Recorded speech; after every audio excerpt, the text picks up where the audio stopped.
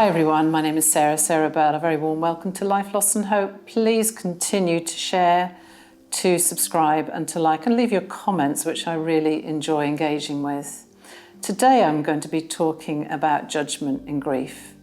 And so I'm going to ask the question, have you felt your grief has been judged? Sadly, we live in a society that doesn't understand grief. It's often treated as something untouchable, so people are don't mention the death or it will make her sad. It's treated as an illness that one eventually recovers from, or perhaps as a performance task that requires monitoring, which makes people ask us, how are you doing? How do we answer that when we're in grief? In reality, it's none of these. And although grief is universal, it's barely still talked about, which is why it's shrouded in myths of misunderstanding. For example, it's a myth that we who grieve want to avoid talking about our loved ones. In fact, we like nothing more than talking about them, saying their names and sharing memories. It honours them and it keeps them alive. People can assume that if they do mention our loved one, that it will make us more upset. We may actually cry, but when we talk about them, the truth is that you can't make us feel any worse than we already do. We're already sad, and we don't want to forget them just because sometimes it can feel they're airbrushed from conversations. So it helps us to talk, and it validates the significance of their life and how much they mattered and still do. And if you assume we will recover from loss, that's also a myth, as we are never the same after a death or a loss. Closure is a myth, and grief isn't an illness that you get better from. The most acute pain eases over years, but can still strike us even years later in waves of grief, and the forever ache carries on. Personally, I don't believe it's possible to fully understand grief until you've experienced it yourself. And even then, different losses are different experiences. I grieved and I still grieve my grandparents, my parents, my brother, my friends, all very differently. And losing my husband was entirely different, as he was deeply woven into every aspect of my life. There was almost nothing I could do or see or experience that didn't have a stab of pain and significance. As David Kessler puts it, I felt like half a pair of scissors. I think it's fair to say that our collective society has strong opinions and a very loud voice which influences how we navigate, understand and talk about grief. And as a result, society imposes expectations and judges grieving people by telling them what they should or what they shouldn't do, how long they should grieve and how they must feel. If someone doesn't cry at the funeral, or if someone doesn't cry for months afterwards, society assumes perhaps that there's something wrong with them.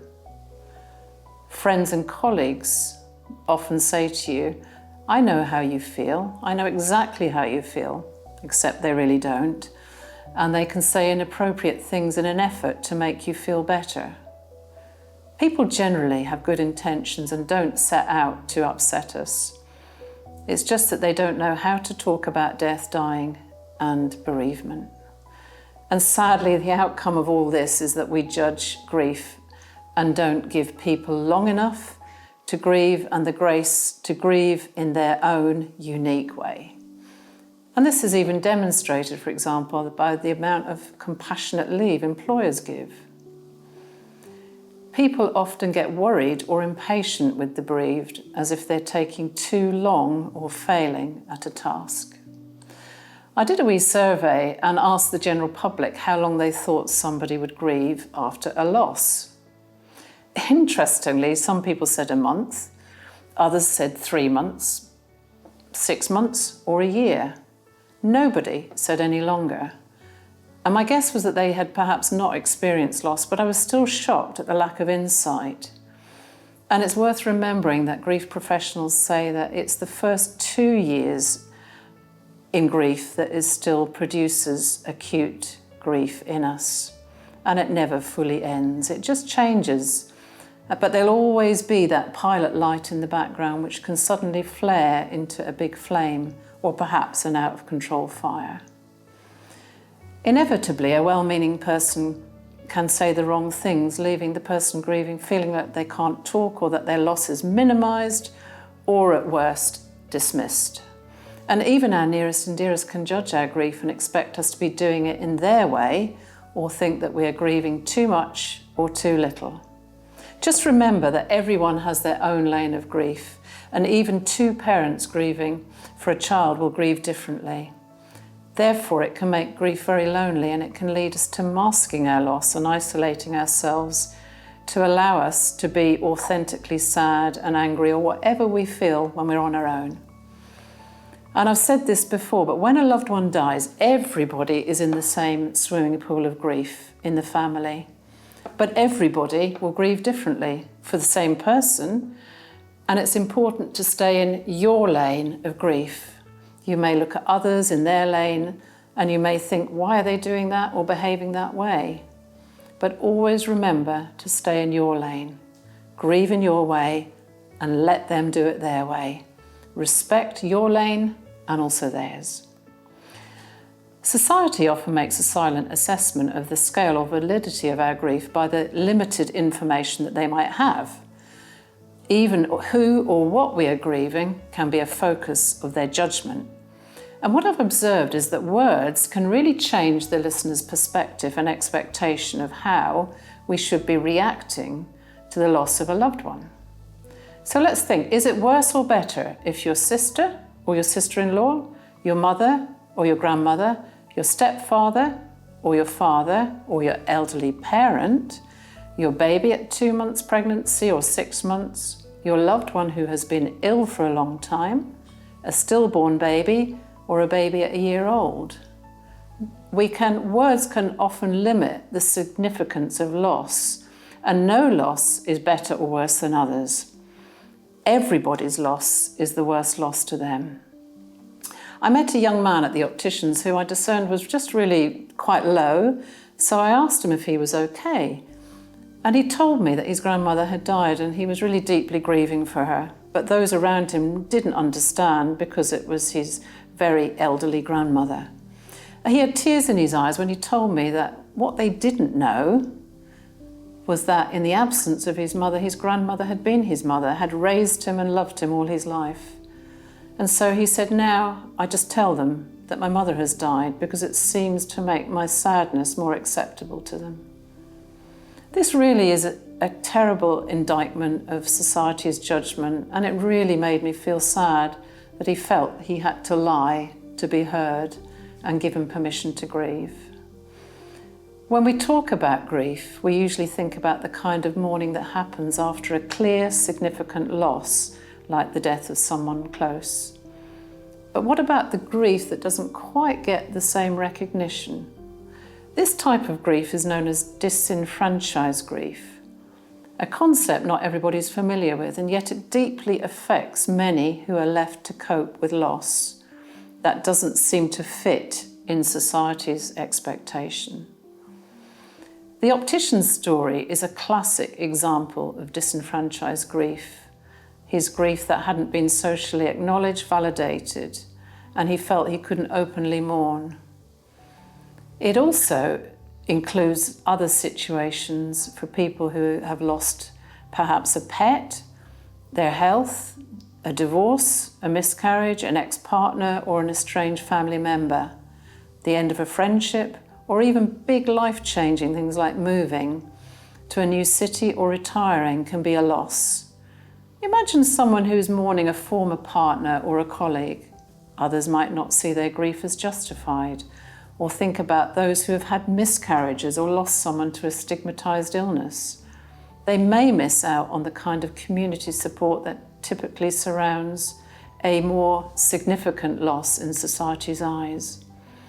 And this lack of recognition can make their grief journey even tougher.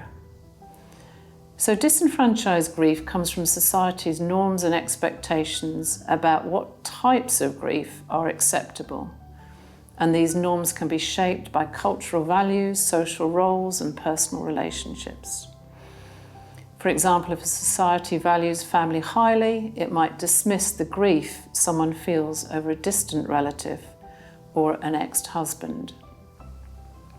Grief becomes disenfranchised when there's little or no recognition from the community of your loss, and it can lead to intense feelings of isolation.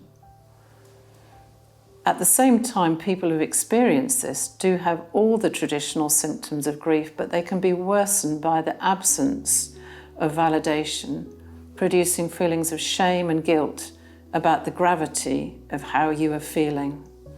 I know personally, after miscarriages, I felt that others minimised, they didn't understand or accept that I was grieving. It was really endorsed by comments such as, it was for the best, it was only a bunch of cells, you can have other children, or you can always try again. It made me hide my authentic emotions and withdraw socially for a time with the overriding thoughts that I was being dramatic or self-indulgent to be feeling so bereft, and it left me feeling very shameful and guilty. Realising that disenfranchised grief is a normal and valid response to many types of loss can be freeing. And if you're dealing with this kind of grief, remember your emotions are legitimate and you're not alone. Seeking support can significantly aid your healing process. As much as society and those closest to you may judge your grief, we too can become our worst critic. We may be asking ourselves, why are we crying so much? Or even perhaps not at all. Why are we angry or irritable or numb or exhausted? And feel a silent internal pressure to pull ourselves together, to stop feeling upset, to not talk about it, to be moving forward. So the expectation of ourself can be endless, partly fueled by people around us, but then becomes our own measuring stick of how we are coping or not. And this can make us feel like a failure, a burden, or pathetic, none of which are true. And we need to keep reminding ourselves that all our emotions are valid and need to be felt, expressed, and let go. Know that your grief matters and your way of grieving is unique to you. So be patient and gentle with your wounded heart and give yourself permission to be exactly and do exactly what you feel without shame or guilt. And if you're still grieving after many years, that's fine because you still love them and miss them. To counteract judgment, start by fully recognizing and validating the depth of your own grief, no matter what others say or think. And understand that your feelings matter and that you have every right to grieve. Express it by finding safe ways, whether through writing, walking in nature, through art, or talking to a therapist who will really understand. And look for support groups or online communities where you connect with others who've gone through similar types of loss. Sharing our experiences in a supportive environment can be incredibly helpful and healing. And when you're feeling stronger, you may want to educate those around you about disenfranchised grief and ways to best support others in loss. So finally, give yourself permission to grieve and that right to talk about your loss, express your emotions, even the seemingly less acceptable ones. Treasure your memories and remember to take as long as you need, and also that it's okay not to be okay.